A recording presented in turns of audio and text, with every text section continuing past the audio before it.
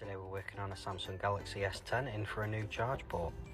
So as you can see, it's coming up with the moisture detected warning, so we'll have to replace the port. So with a little bit of hot air, what we'll do, we'll get rid of that and clean off all the old solder and replace that with some new solder ready to receive the new port.